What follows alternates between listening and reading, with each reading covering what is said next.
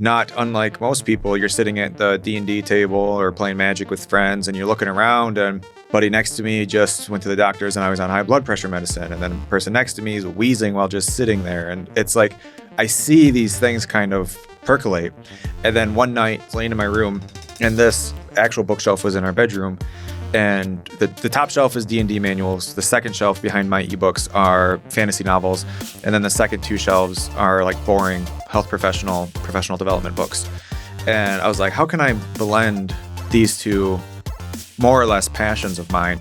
And then it dawned on me, is like, why don't you just blend the two and start being that bridge to empower gamers to really be able to live a healthy life without giving up those hobbies? That's Jordan, the CEO and lead coach at Phoenix Performance Coaching. In this episode, we talk about how he is helping gamers and nerds lose weight, take control of their health, and become the main characters in the story of their lives. I'm over here with a machete hacking down all these skepticisms and all these hurdles that a lot of other coaches don't have, because everything I do, I play on hard mode, apparently, as far as a business-wise. And so I am just noticing that I do have more hurdles and obstacles that other coaches don't have because of the path that I chose to go. We also talk about his business model and what it takes to become a health and wellness coach. We talk about what it's like serving nerds in an industry that's usually not associated with being a nerd. And we also get some really practical business and health advice.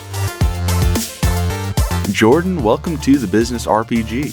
Hey, thanks for having me. So when you are talking about nerd culture, fitness is not the first word that comes to mind in this niche. How did you bridge the gap? How did you get started with this business? Yeah, so that's a good question, and kind of keep it TLDR.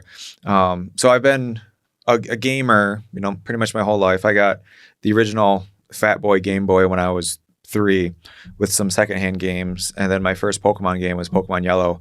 And it was really just game over from there. And so that was like at the age of 3 and have kept up with the trend ever since. And then in seventh grade, I started football and I started lifting weights. And that was kind of like where I really felt like I found a place, in a sense, as much as a 7th grader can find his place. And so ever since then, kind of been into working out, fitness and stuff like that. And so kind of having these two communities to be in, both the gaming and the health and fitness side of things. And then went to college, pursued a degree in exercise science and then a master's in exercise physiology. And not unlike most people, you're sitting at the D&D table or playing Magic with friends and you're looking around and I'm in my early 30s and buddy next to me just went to the doctor's and I was on high blood pressure medicine. And then the person next to me is wheezing while just sitting there. And it's like, I see these things kind of percolate. And then one night I was sitting in our old apartment. I was laying in my room and this actual bookshelf was in our bedroom. And the top shelf is D&D manuals. The second shelf behind my ebooks are fantasy novels. And then the second two shelves are like boring health professional development books. And I was like, how can I blend these two more or less passions of mine? And then it dawned on me, is like, why don't you just blend the two and start being that bridge to empower gamers to really be able to live a healthy life without giving up those hobbies? And the long and short of that is, you go on Instagram and you see all these influencers posting shirtless videos of themselves doing insane workouts and eating crazy food and saying you need to do this in order to live a healthy lifestyle. And that's just not true. And chances are those people doing that stupid stuff that's not what they actually did to get the physique that they have. There's probably some quote unquote strength potions involved. And so I was like, all right, I want to show people that you can actually live a healthy, sustainable life without going completely off the rails or having to dedicate your entire life to fitness. Because that's what I hear a lot of people. They're like, I don't want to dedicate my life to the gym. I'm like, we don't have to. I don't want to do that. And so I was like, we don't have to. And so that was really kind of the inception of Phoenix Performance Coaching in a not so TLDR. I'm noticing with your content, it's so different, not just in the aesthetic and how you're presenting yourself. I mean, your brand is unique very much to you guys and what you do, but it's also the advice. I've talked with some health professionals and they want to set me up with some sort of workout plan that's like 4 to 5 days at the gym. And and all these different hoops that I feel like I have to jump through, and it's this drastic lifestyle change. Mm-hmm. And then the way you present it, it's like a leveling up process. Yeah. But it's also, the end goal doesn't exactly look like the 5 days at the gym. It looks like something very achievable. Mm-hmm. What is it that someone actually has to do in order to reach those goals compared to a lot of the advice that you are currently seeing? Yeah. So we zoom out. Let's say your doctor gives you a 5-day workout program and meal plan. That very well could be the end goal, right? But that's like being a 20th level wizard and you're starting at first level. You know what I mean? And so we have to kind of incrementally get there if that's the goal that you want to be as far as like what programming looks like. And so my big thing is we need to break that perfectionist mindset. And everybody does this January 1st, right? Everyone wants to work out 6 days a week, eat boiled chicken, steamed broccoli for every meal, and just completely flip their lifestyle upside down. And then by January 4th, they're eating an entire large pizza to themselves because they're just so burnt out and sore. And so my thing is, okay, what if we, instead of having half of a pizza, let's have 2 slices, and then maybe have 1 extra serving of vegetables throughout the day. And so, like you said, it's kind of like those small incremental steps that progressively level you up as you go. As far as what the response has been, I would say overwhelmingly positive, where people, like kind of like what you noticed, there's kind of like a revelation of, oh, this actually can be easy and sustainable and not extreme like I've experienced it in the past and what I've seen on other social media. And so that kind of opens that door to saying we don't need to be perfect. We just need to be realistic and as consistent as possible, while still knowing there's going to be bumps and roadblocks in the road that aren't going to completely put us back to square one. And so both with responses with my clients, seeing positive results, and then just as far as feedback from the content creation side of things, also positive. And I feel like that's kind of a good way that a good path that I have carved for myself. Not that I'm the only one that preaches a sustainable lifestyle, but it does seem like I have kind of a unique voice in the way I word things. Tell me about your ideal client. Tell me about your target audience. Yeah. So like my ideal client avatar, as I call it, would be somebody in their 30s who works a sedentary job, primarily IT, who maybe just had that initial health scare where their doctor said they need to be on blood pressure medicine, or their A1C is creeping towards being pre-diabetic, and they're really ready to, again, reclaim their health, meaning they need to get down to a healthier weight. Most of the clients that I serve are like around the 300 plus mark. That's not necessarily part of the ideal avatar, but they are ready to really make a change. They maybe have made 1 or 2 steps to change, like they're tuning up their diet, they're going for daily walks, and they're really ready to kind of level things up and hire a professional.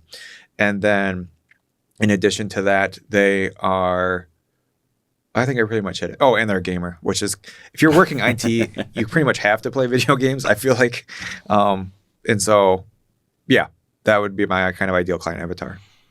So what has been the response with how you've been presenting this? Are you finding that there is a huge demand for your brand and the way you approach this, or are you one voice in 1,000 that's on Instagram, but you just happen to be really good at presenting it from a game point of view? Yeah, I would say a little bit of both. So I definitely, the people that I speak to, I feel like they very much feel heard when they view my content. And then there's also a lot of coaches who are kind of like traveling the same path, but maybe a little bit behind me, that are like, dude, this is so awesome. I love what you're doing. And then they follow me probably to steal my content. But I feel like I am getting a kind of good overall response. I then also get a lot of people who maybe follow me because they kind of liked my message, but they're not really ready to make a change. And there's a lot of skepticism in this field, as you can kind of imagine, with this being somewhat uncharted territory, that somebody else who maybe is a fitness professional that serves new moms might not get, because a lot of people serve new moms and health professionals. And so those paths are pretty much already carved. And so the buy-in and rapport is kind of baked in already, to where I'm over here with a machete hacking down all these skepticisms and all these hurdles that a lot of other coaches don't have. because everything I do, I play on hard mode apparently, as far as a business wise. And so I am just noticing that I do have more hurdles and obstacles that other coaches don't have because of the path that I chose to go. Let's zoom in on that. What are some of the hurdles and what are some of the roadblocks that you're finding with your business? Yeah, so I think some of the obvious ones, obviously the skepticism. I'm a guy trying to target gamers to help improve their life. The gamers are, I want to say, a very neglected community as far as like the health and fitness side of things. The health and fitness community does a really good job at pandering to the health and fitness community. So if you're not within that community, you pretty much get your back turned to you. Mm-hmm. And people looking outside, looking in, it's you need to do it my way or else you just don't want it enough. We all have the same 24 hours in the day, you know, the drill sergeant knife hand. You just don't want it enough. If you can't put the fork down, you just aren't disciplined enough. And that type of talk and speech doesn't help anybody. And so they have seen this for, you know, decades, this type of content. And then I come in saying, hey, let me help out. And then they kind of throw me into that group. Through my content and through just overall communication and stuff like that, conversations, trying to prove that, hey, look, those people are not the best people to lean into. I'm trying to carve my own path here. I'm trying to present a more healthy, sustainable approach to where you can have pizza and still lose weight and still play D&D. There's that skepticism that I kind of have to chip away at as far as like content and all that. Because again, I don't want to say traumatized because I feel like that's a dramatic word, but they have a bad taste in their mouth when it comes to the health and fitness community. So there's that whole hurdle. And then an additional hurdle is kind of the stereotype gamers don't really want to invest in their health. And so I'll have a lot of calls with people or conversations with people who are maybe not ready to invest in their health, or maybe they are, but I've been seeing this a lot. And I don't know if this is just the way my ads are sinking into, because you know how ads kind of go one way and then they kind of just sink their teeth into that market if they respond well. But I'll have a lot of people who are working 2 jobs just to make ends meet, who are backed up on their bills, who moved in with their parents because they can't pay their bills. Understandably so, they can't invest in coaching when they can't even have a just regular sustainable cost of living. And so there's the skepticism, and then like the financial barrier has been 2 big barriers that I don't think other coaches in other markets have or have as much. And those have been fun hurdles to surpass, I guess. You know, I noticed something very similar on the business side of nerddom. That's kind of what I call it, where the entrepreneurs, the investors, the businesses, they don't really view the gaming industry as something really to get excited about, unless it's like a AAA game company, or when you say gaming, they immediately think of gambling, like something out of Las Vegas. And it's this whole niche where I'm talking to people who are making good livings for them and their families after a lot of hard work.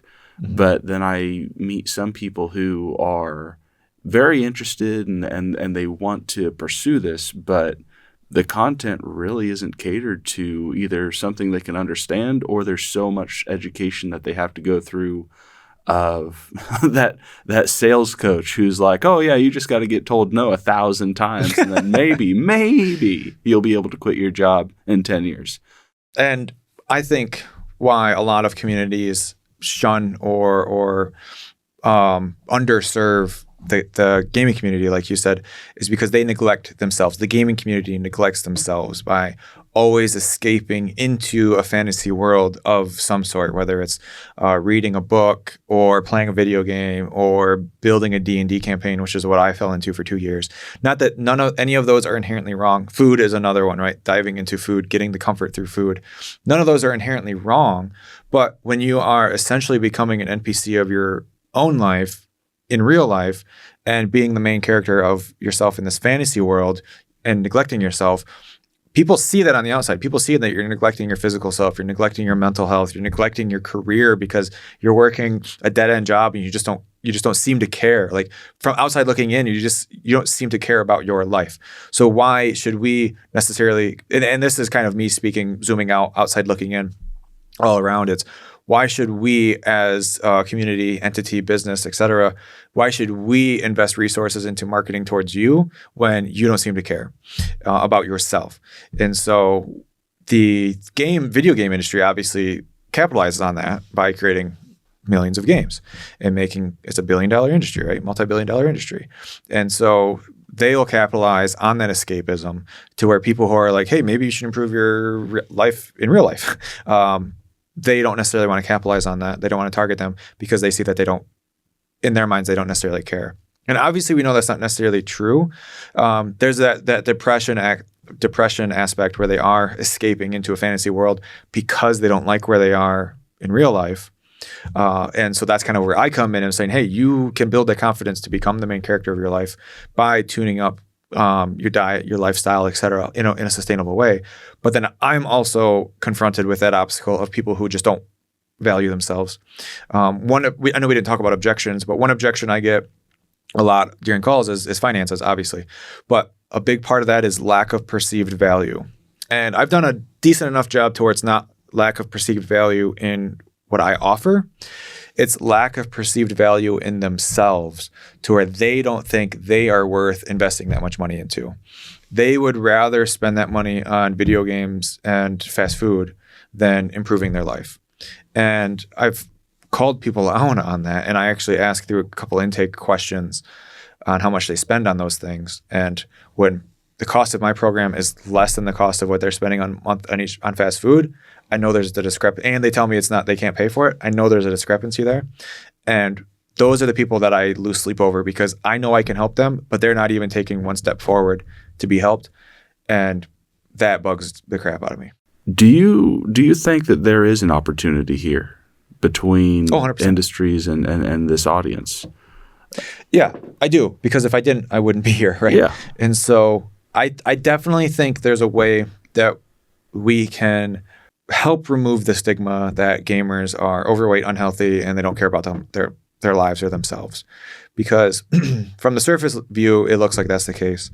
But obviously people care to an extent. They care about their lives. Some people don't, and obviously there's a clinical depression going around, right? Like there's a mental health epidemic going on, and I think we could help tune that up. And I'm trying to do my part to change my little corner of the world by improving physical health. And if we can get more and more gamers to realize they need to allocate some time, not a lot, right? They can still enjoy the hobbies and foods that they love, but they can allocate a couple extra minutes a day on improving their physical self, like in real life, IRL, and tune things up, that they're going to enjoy a lot of other things better. This is kind of a tangent, but my old elevator pitch was reclaim your health, lose weight, and enhance your gaming skills. Because if you do improve your overall confidence, lose weight, and become healthier, you're going to enjoy every other aspect of life. But a lot of people came to me because they thought I was a D&D coach. And I'm like, you didn't read anything besides enhance gaming skills. And so I had to change that. Even though my business card still says it, it's because I have a whole lot of these. I changed up my verbiage elsewhere. And so yes, I think there's a solution. It's just slowly changing the message, the wording, the content, the verbiage to speak to that neglected audience, to show them that there is a path in front of them that is not a super high barrier to entry. And I think that's where a lot of gaps are, is because they think that it is way too high of a barrier to entry. And it would be easier.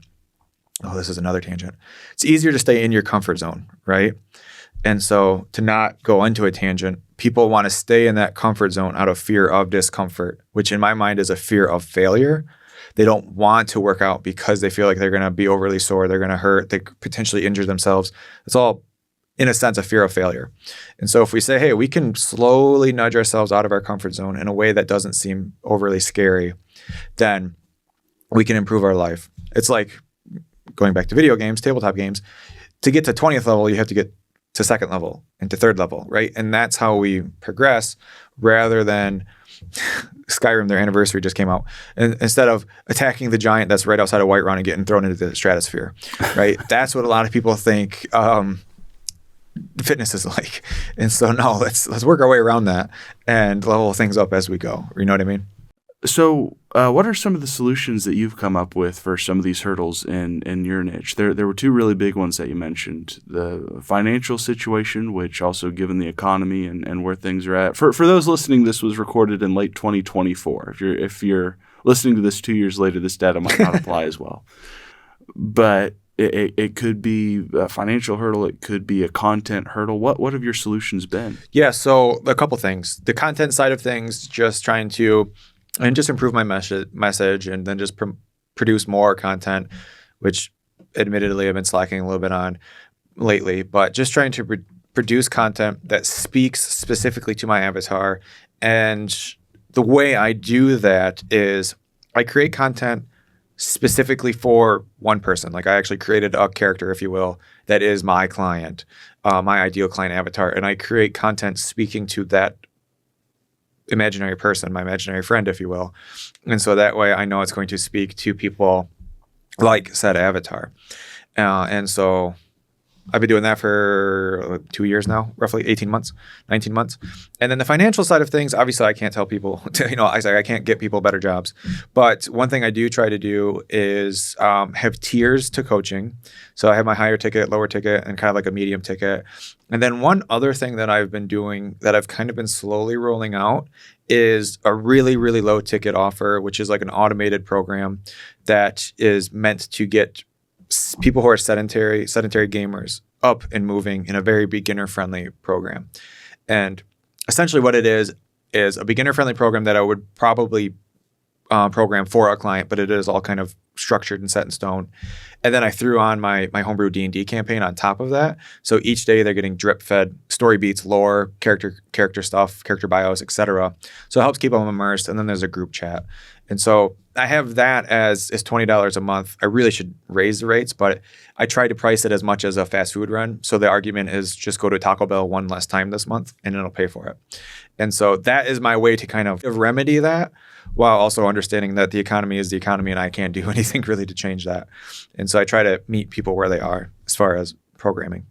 So let's say that you have your ideal avatar and they found your content, they connect, they're ready to take on some sort of coaching. What are usually, and I realize I'm asking a very broad question in an industry where each client's going to be a little bit different or a lot of bit different. Let's be honest. That could be the case too. What does a usual initial let's get you started kind of look like? What is it that people usually need that you're able to provide for them? Yeah. So what we'll do is the client will either work with me or my assistant coach, Ashley. If you're listening to this at a later time, there might be more coaches on the staff, but they'll get paired with a coach that best fits them. And then they'll have a separate call, what I call a session 0, where they really dive into what they are doing currently. It could be nothing. They could be completely sedentary and eating fast food every single meal. Totally fine. Or, like I said before, a lot of times they've already taken a few strides. They're going for daily walks. They're eating more vegetables, that type of thing. And we start there, and then we build up from there. I like to say that we're planting seeds and they grow organically. And so the program will as well, rather than a cookie cutter workout program, meal plan, and then us just saying good luck. We really create something that is unique and customized to them, starting at their level, and then incrementally leveling things up when it feels organic. Where a lot of coaches kind of go wrong, or in my opinion, falter, it's, okay, for the first 4 weeks, we're going to work on building the foundation. And then weeks 5 through 8, we're going to work on building hypertrophy. And then 9 through 12, we're going to work on building strength. And that all sounds like really cool and great on paper until week 4, when you have a death in the family and then you don't work out for 2 weeks because you're only focusing on just tracking calories. And then we're like, okay, well, now we're 2 weeks behind, or what are we doing now? Do we want to keep going and just pulling you along because that's the way the program's designed? No. We want to figure out where we are, downshift, and go from there. And that's where our coaching is really unique, is we're constantly making changes, pulling levers, changing things to where if work ramps up, super crazy next week, well, maybe you'll drop a workout and just focus on tracking calories. Or maybe things are a little bit easier. We can ramp things up for this week. Like maybe you have a spring break or something. And so we're constantly going with the flow is a long story short. No, I think that's a great way of putting it. There's this whole idea I get from my CrossFit friends. Look at me sounding like I'm all healthy. But they talk about the idea of doing things to scale. And I've found that is something that really helps when you're applying it to more than just health. I apply it to different things that we do in our business. It sounds like you do it in application to how they're going to be tracking their food intake and things like that. Mm-hmm. Yep. Is that a principle that has really elevated performance for your clients? Yeah. I hear a lot of clients will say, wow, I'm seeing more results than I ever have. And this is easier than it's ever been for me. And I think part of it is because you went so hard in the beginning prior that you just never saw results because you kept going through that stop perpetual cycle of failure, I call it. And it's like kind of going to what you were saying earlier, where maybe your doctor gives you a 5-day-a-week workout program. That could be the end goal at 6 months or 12 months down the road. But let's start with 1.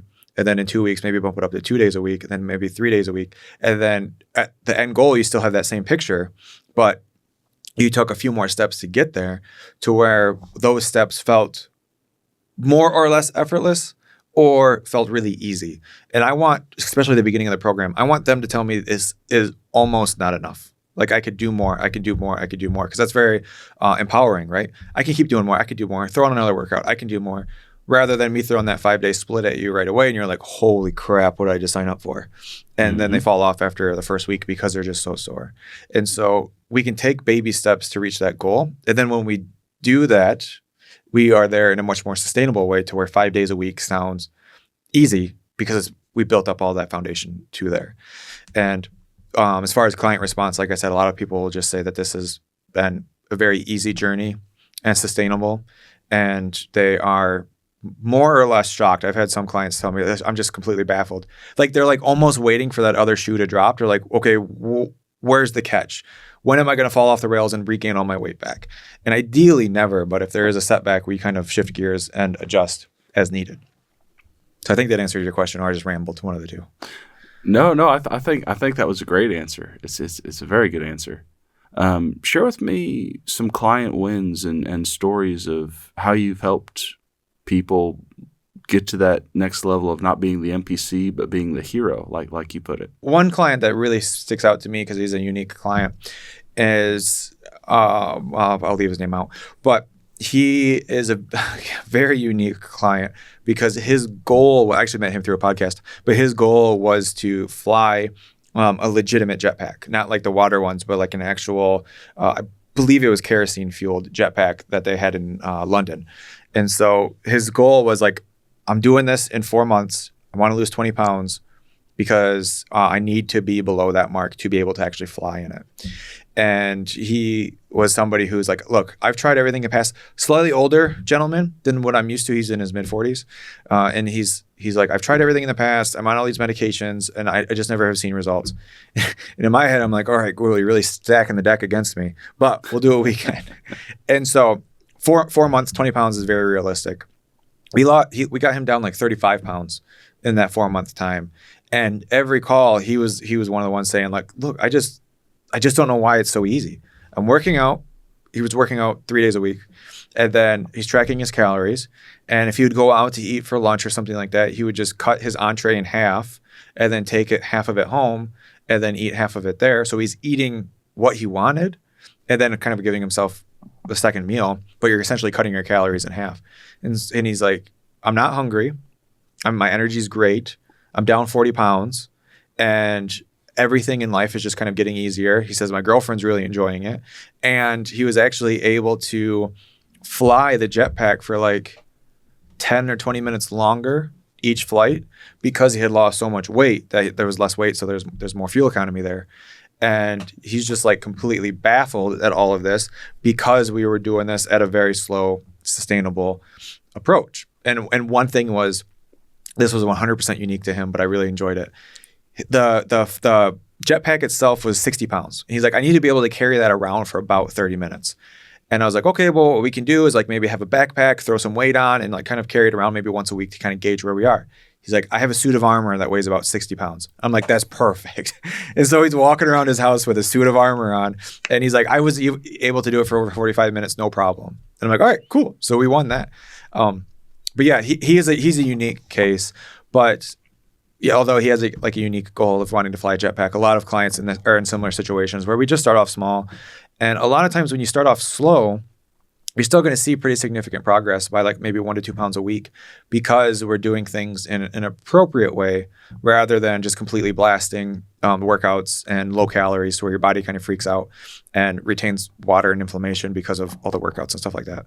And so that's why you might have people the first week of January go like 5 workouts a week, eating sub 1,000 calories and not really seeing a change. It's because their body's kind of in a panic mode where they're so hurt and sore from the workouts that they're just retaining all sorts of water through inflammation. And we don't do that, essentially. Fantastic. Yep. Yeah. Yep. Yeah. I try really hard to make it so that the clients are not overly sore from their workouts. My thought is, you should wake up the next day with maybe a reminder that you worked out yesterday, but not strategically planning trips downstairs. And so there's kind of a golden range in there. So let me ask you this. How does your advice compare to what your peers in the industry would say? Are there people giving you grief, or are there people saying the exact same thing? I would say more the latter, actually, yeah. I would say if we had this conversation 10 years ago, it'd be a little bit different. But I feel like the community as a whole, as far as like good coaches, great coaches, bad coaches, they are more leaning towards the good and great side. And the bad coaches are constantly getting filtered out to where the good and great coaches are lasting longer. And so as we're kind of like lasting longer and aging up, if you will, where our message is starting to become louder versus the poster child for a crappy coach is V-Shred. You see him on every YouTube video or YouTube ad. And so he's like the exact opposite of what you want in a health and fitness program. And so us outside of V-Shred are promoting that more sustainable approach and really preaching consistency over perfection.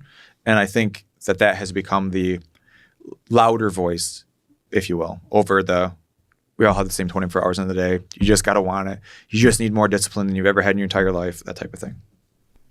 So let's go ahead and pivot over to the business side of what you guys do. What does it take to start a fitness and coaching business? Honestly, very little. A smartphone, really, because you can do everything through like Facebook Messenger. You can do text, WhatsApp, all relative, free texting platforms, messaging platforms. And then if you wanted to do like exercise programming, nutrition, that can all be done on like Google Sheets. And so you can do this with like literally zero money just to start. I would say as you build up, you would probably want a little bit more of a professional presence through like maybe doing one of the coaching apps, which then cost money. They cost anywhere between like $20 to like $300 a month, depending on how many client roster spots you have open. But I would say starting off very, very easily, you could do online coaching for less than $100 a month. And that's even being generous. But that's the problem, is everybody who has a smartphone thinks they're an online coach. And so the hardest part isn't the barrier to entry. It's the learning curve to become an actual good coach. And so I would say as far as finances, you can do it for free, assuming education is already covered, whether it's a formal education or certification, and then mentorships. I'm going to exclude all of those things because those aren't needed to start a business. If that makes sense. With what you do, though, there's this medical component. There's this fitness component. And I'm just curious, does someone have to go get their bachelor's and then a master's in order to pursue this field? No, I am very much in a small minority of people who have done that. There's people who have like got their registered dietitian, some like doctors. Those are like one step above me. Those are all very, very small minority. Most people, I would say, in the coaching field are professionals from a different field who got their certification. In a quote unquote good sense, these are people who maybe have had their own fitness transformation, and then they got really motivated and empowered to do that and inspire others. And then they got maybe a handful of certs, 1 or 2 certs underneath them, and absorbed a lot of content through books, YouTube, etc. And then they wanted to apply that to other people. That's pretty general for most people. There's people who have always been fit, and they barely finished high school, and then they did a online certification, and then now they're working as a personal trainer at your big box gym.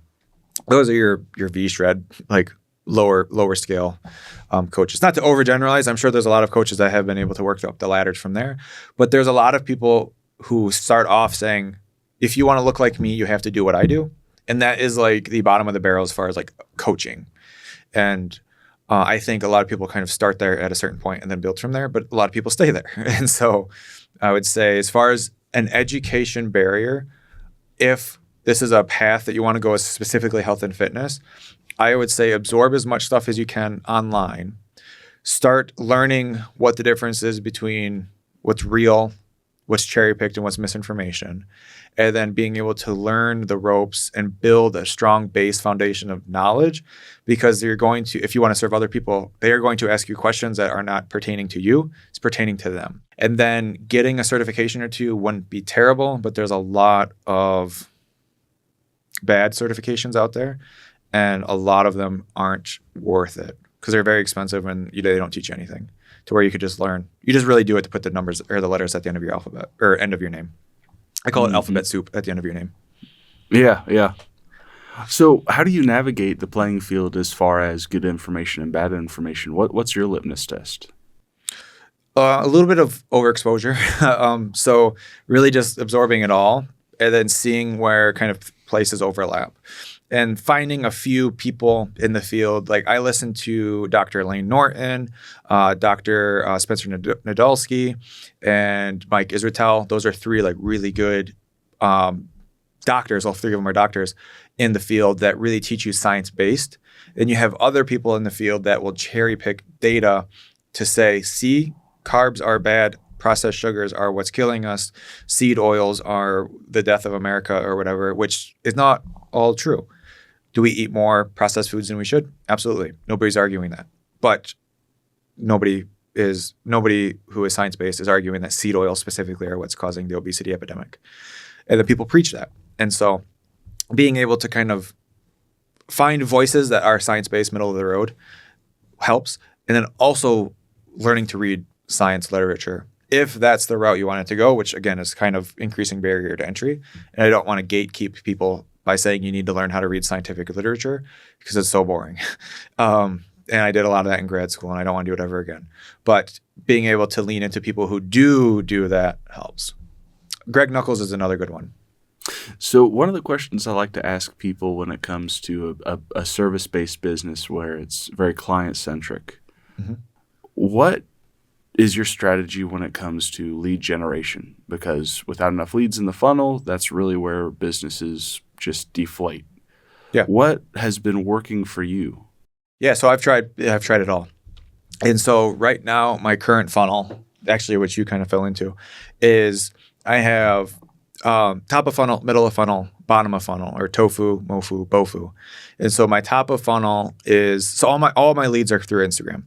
And so my top of funnel are 1 or 2 or 3 boosted organic posts. So posts that I made organically that performed well. I would then boost them with a goal of profile visits.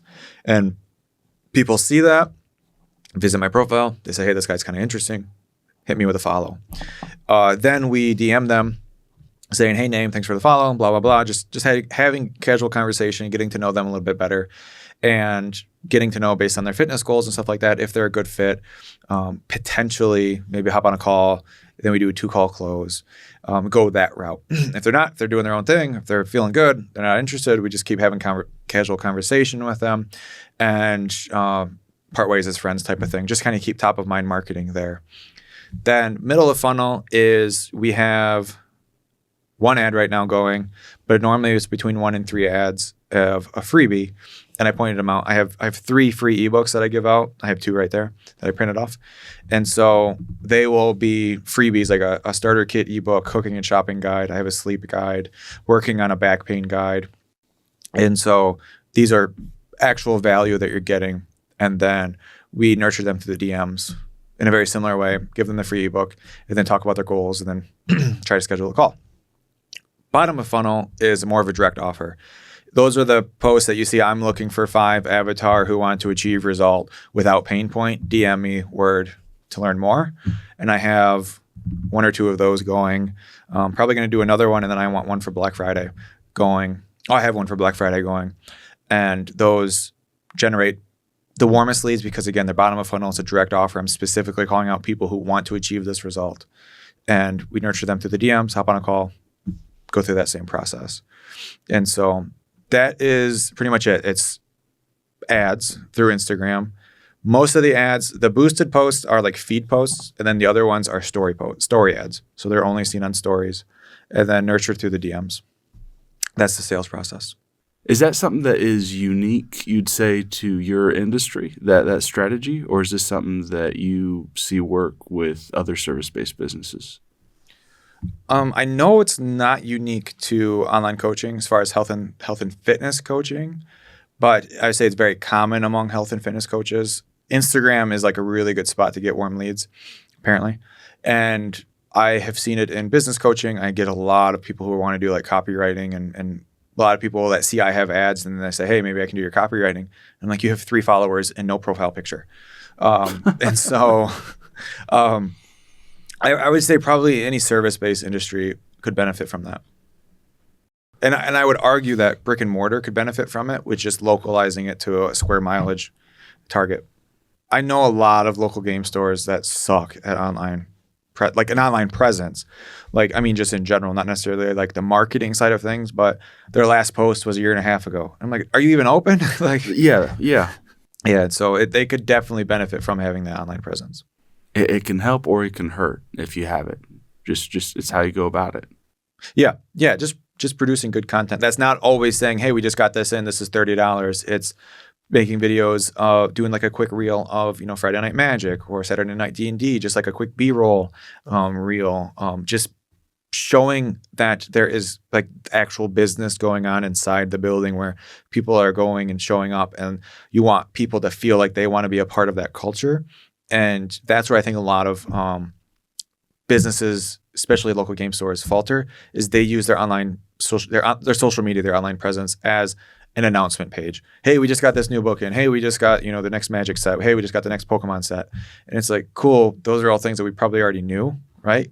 Like, there's not going to be a local game store that deals in Magic that doesn't get the next set, right?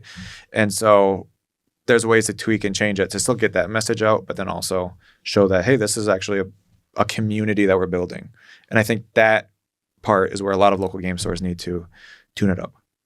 What about your business? Do you have any plans of moving into like a brick and mortar kind of setting, or does it just make more sense to pursue the online model?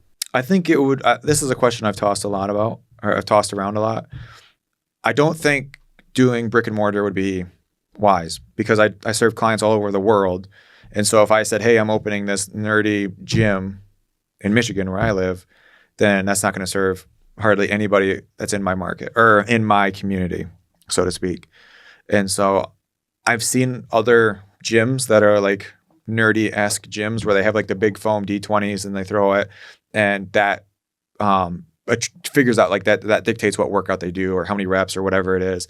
And that's all like fun and fine and dandy, but I can do that through a PDF, right? Like I have these workout encounters that's essentially a roll table. You're fighting this creature, this monster, whatever it is, and you have to roll to figure out what exercises you do and how many points of damage it does, and you keep rolling until you do enough. Like I can do that in a PDF. I don't need to set up an entire gym to do that, right? And so, although I do obviously lose the in-person community aspect of it, there's ways to supplement that is significantly cheaper than a brick and mortar store. Well, coming to the close of the conversation, one of the questions I really like to ask each guest about is goals. Tell us, what are the goals that you have for your business for the next 12 months and where it is you're wanting to go to? Yeah, as far as numbers are kind of like more zoomed out. Give me both. Give me both. Okay. So next year, I'll say all of 2025, I would like to have made over 6 figures as far as revenue, paid off completely debt-free, and then have at least 2 assistant coaches underneath me. I think that would be probably accurate. I have a VA, I have an assistant coach. I'd like to have at least another one and then possibly a third assistant coach that I think will be appropriate. As far as monthly revenue, I'd like to be around the 20-30K mark. And so that would obviously be well into the six figures as far as annually. And that's as far as business. Zooming out, I'd like to have a book written. It's National Novel Writing Month for November. And so I'm finishing up my first draft of a nonfiction book. So it's not a novel, but I'm using this month to kind of hopefully get the first draft done. And then I'd like to have something published besides my ebooks. Those are technically published, but I don't count those. I would like to have an actual book written by the end of next year. And I think that's it. Well, I appreciate you sharing that, and I'm excited to see you hit those KPIs. Be sure you keep us in touch with where you're going. Go ahead and tell everyone where they can find you if they want to follow or connect. Yeah, so my best place is Instagram. It's at phoenix.performance.coaching. You can also search my name, Jordan Yaklin, Yaklin. You'll probably find my business and personal page. You'll be able to tell which one's which. And I do have a website, phoenixperformancecoaching.net. That has kind of taken a back seat to my Instagram. My Instagram is kind of like the front page of my business, if you will. But there's still good stuff on my website. And you can learn more about the Healthy Adventure, which is the low ticket offer on the website. That's more prominent on the website. And then, I'm trying to explore LinkedIn a little bit more, dabbling in doing some Reddit posts, but those are all in their infancy to where Instagram would be my best place. Well, Jordan, thank you so much for coming on. Appreciate your time, man. Hey, no problem at all. No problem at all. It was fun. I like talking business, and so it was a good conversation. If you want to get a hold of Jordan, you can find links to his social media down in the show notes below. Also, I believe they're doing a Black Friday deal, and given that this is the week of Thanksgiving, it might be worth going over and checking it out. Guys, if you have enjoyed this content and gotten any value out of it, be sure that you subscribe, share, and leave us a review. Also, if you are an audio-only listener, we are now over on YouTube, so be sure that you come over here, give us a subscription, share it around, leave a comment, and let us know that you've been listening on Apple, Spotify, or wherever. New episodes come out every other week on Wednesday, and until then, guys, thank you so much for playing the Business RPG.